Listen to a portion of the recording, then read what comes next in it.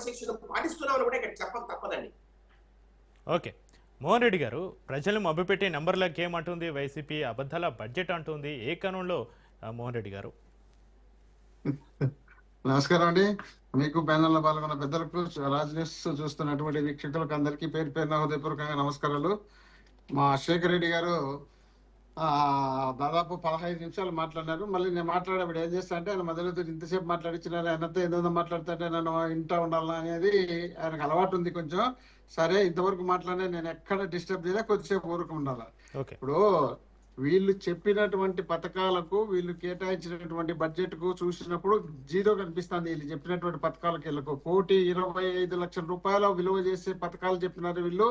ఇప్పుడు చేసినటువంటి అమలు కూడా పూర్తి స్థాయిలో అరాకొర చేసినారు కాబట్టి వాళ్ళు సూపర్ 6 సూపర్ ఫ్లాప్ అయింది కాబట్టి వాళ్ళు సూపర్ 6 మీటింగ్లు పెట్టుకొని 2 చోట్ల పెట్టినారు. అనంతపూర్లో ఒక చోట, ఇంకో చోట 2 చోట్ల ఫెయిల్ అయిన తర్వాత నెక్స్ట్ మళ్ళీ ఒక సూపర్ 6 మీటింగ్, సక్సెస్ మీటింగ్ పెట్టుకోవాలంటే ధైర్యం లేక సైలెంట్ అయిపోయినారు. కాబట్టి వీళ్ళు చేయలేకున్నారు కాబట్టి చేతులు ఎత్తేసినారు కాబట్టి జనం మీద, జనాన్ని డైవర్ట్ చేయాలనే ఉద్దేశంలో భాగంగా డైవర్ట్ పాలిటిక్స్ చేయడానికి అల్లర్లు చేయడము, హంగామా చేయడము, రకరకాల క్రియేట్ చేయడము, కేవలం వీళ్ళను పబ్లిసిటీ చేసుకోవడం కోసమే వీళ్ళు రాజకీయాలు చేస్తున్నారు తప్ప, వీళ్ళ పార్టీని మనుగడ సాగించుకోవడానికి కోసమే వీళ్ళు రాజకీయాలు చేస్తున్నారు తప్ప, ప్రజలకు ఇచ్చినటువంటి హామీలు నెరవేర్చాలనేది ఏ కోశమే లేదు అని చెప్తున్నారు. ఇప్పుడు మేము సూపర్ 6 లో బ్రహ్మాండంగా మహిళలు చేసినాము, గ్యాసులు ఇచ్చినాము, లేక వాళ్ళకి చెప్పినటువంటి 15 నుండి 50 సంవత్సరాల వయసు ఉన్నటువంటి ఆడబిడ్డ నిధి కింద దాదాపు 30,000 కోట్ల రూపాయలు ఇవ్వాల్సిన సందర్భం ఉంది. వాళ్ళు చెప్పినటువంటి మాటే, అదే చంద్రబాబు నాయుడు గారు ఎలక్షన్ సందర్భంలో చెప్పినటువంటి మాటే. ఆ మాటకి ఈ రోజు కట్టుబడి లేకుండా వాళ్ళు డైవర్ట్ చేసుకుంటే పోయే కార్యక్రమం చేస్తున్నారు. ప్రతి ఉద్యోగికి 20 లక్షల ఉద్యోగాలు ఇస్తాం, ఉద్యోగం రాకపోతే ఉద్యోగం వచ్చినంత వరకు నిరుద్యోగ భృతి 3,000 రూపాయలు ఇస్తామని చెప్పి దాదాపు 20 లక్షల మంది నిరుద్యోగులకు ఉద్యోగ అవకాశం లేదు, నిరుద్యోగ భృతి లేదు. అదే విధంగా వీళ్ళు చెప్పినటువంటి ఫీజు రియంబర్స్మెంట్ కి సంబంధించి ఇప్పటికీ 8,000 కోట్ల రూపాయల బాకీలు ఉన్నాయి. వీళ్ళ దగ్గర ఉండేదేంది, వీళ్ళు పెట్టేదేంది, వీళ్ళు చూపిస్తేదేంది? వీళ్ళు మాటికి ఏమంటారంటే విధ్వంస పాలన, ఆర్థిక వ్యవస్థని కూల్చేసినారు, రకరకాల ప్రచారాలు చేసుకుంటూ వస్తారు. వీళ్ళు అధికారంలో ఉన్నప్పుడు వీళ్ళు 14 నుండి 19 వరకు 4 లక్షల కోట్ల పైబడి వీళ్ళు అప్పులు చేస్తే, మేము చేసినటువంటి అప్పులు 3,30,000 కోట్లు. మేము 3,30,000 కోట్లకు గాను 2 సంవత్సరాలు కరోనా వస్తే, ఆ కరోనా టైంలో దాదాపు 70,000 కోట్ల రూపాయల ఆదాయం ఆగిపోయింది. అదేవిధంగా 30,000 కోట్ల రూపాయలు ప్రజలకు కరోనా సందర్భంలో ఖర్చు పెట్టాల్సిన సందర్భం వచ్చింది. అలాంటి సందర్భంలో కూడా మా గ్రోత్ రేటు, మా ఆదాయం 9% చూపిస్తే, వీళ్ళు ఏమీ లేకపోయినా ఈ రోజుకు 2% కూడా రాని సందర్భం ఉంది. వీళ్ళు ఏదో పెద్దగా సాధించినాము, మేమేదో చేస్తామని చెప్పుకుంటున్నారు. వీళ్ళు పోలవరం కట్టిస్తారంట, పోలవరం ప్రాజెక్టులు సర్వనాశనం చేసినారని, వీళ్ళే చేసినారని చెప్పి సాక్షాత్తు అప్పుడు ప్రధానమంత్రిగా ఉన్నటువంటి నరేంద్ర మోడీ గారు ఎన్నికల ప్రచారంలో 2019లో బ్రహ్మాండంగా ప్రచారం చేసుకుంటూ వచ్చిన సందర్భాన్ని కూడా వీళ్ళు గుర్తు పెట్టుకోవాలి. దాన్ని కేవలం ఏటీఎం లాగా వాడుకున్నారు తప్ప రాష్ట్ర ప్రజలకు ఉపయోగపడకుండా చేసినారని నరేంద్ర మోడీ గారే చెప్పడంతో పాటు, అక్కడ ఉన్నటువంటి నిర్వాసితులకు వాళ్ళకి సంబంధించినటువంటి ప్యాకేజ్ కూడా ఇంతవరకు అది కేటాయించుకోలే, రిలీజ్ చేయలేకున్నారు.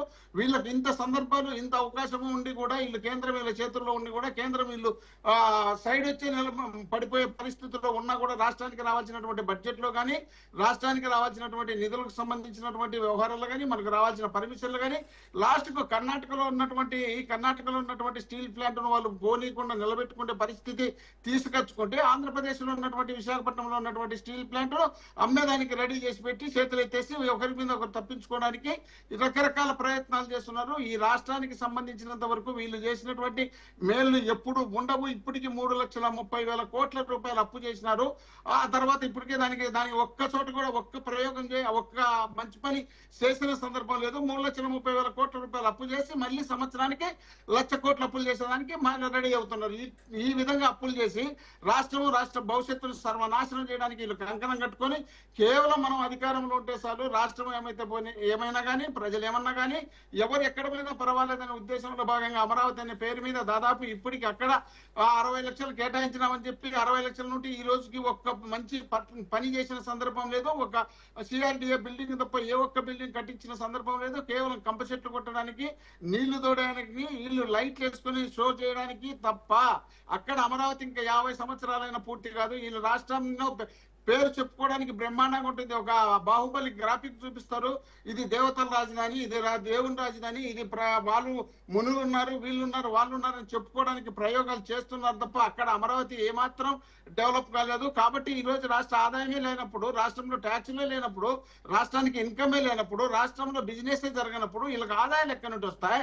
కనీసం కేంద్రంతో కొట్లాడి సంపాదించే శక్తి వీళ్ళకి లేనప్పుడు వీళ్ళు ఎక్కడి నుండి చేసి పెడతారు? వీళ్ళు చేసే పరిస్థితుల్లో లేరు కాబట్టి, వీళ్ళు ఆదాయం తెచ్చే పరిస్థితి లేదు కాబట్టి, వీళ్ళు ఉన్నటువంటి ఇబ్బందులు, వీళ్ళు ఉన్నటువంటి సమస్యలను తప్పించుకోవడం కోసం లాస్ట్ కు మనకు రాయలసీమ ఎత్తిపోతల పథకానికి సంబంధించి జగన్మోహన్ రెడ్డి గారు 3,800 కోట్లు కేటాయించి దాని వర్క్ అంతా పూర్తి చేసి మోటార్లు బిగించాల్సిన సందర్భం వచ్చే టైంలో మేము అధికారంలో కోల్పోతే, అధికారం కోల్పోయిన తర్వాత చంద్రబాబు నాయుడు గారు రేవంత్ రెడ్డి గారు వార్ రూమ్ లో కూర్చొని ఇద్దరు డిస్కషన్ చేసుకుని, ఆ డిస్కషన్ లో నాకు నువ్వు సాయం చేస్తే నీకు నేను సాయం చేస్తా, ఆ సాయం ఏదో రాయలసీమకు సంబంధించినటువంటి ఎత్తిపోతల పథకాన్ని ఆపేయండి, మీరు ఆపేస్తే నాకు అక్కడ నేను ఇక్కడ తెలంగాణలో నా ఇమేజ్ నేను పెంచుకుంటానని చెప్తే, అది ఆయనకు గిఫ్ట్ గా ఇచ్చినటువంటి చంద్రబాబు నాయుడు గారు రాష్ట్రానికి సంబంధించినటువంటి ప్రాజెక్టులు కడతారంట, రాష్ట్రంలో ఇరిగేషన్ డెవలప్మెంట్ చేస్తారంట. రాష్ట్రంలో ఇరిగేషన్ కానీ చుక్క నీరు కానీ చంద్రబాబు నాయుడు గారి హయాంలో వచ్చిన సందర్భం లేదు.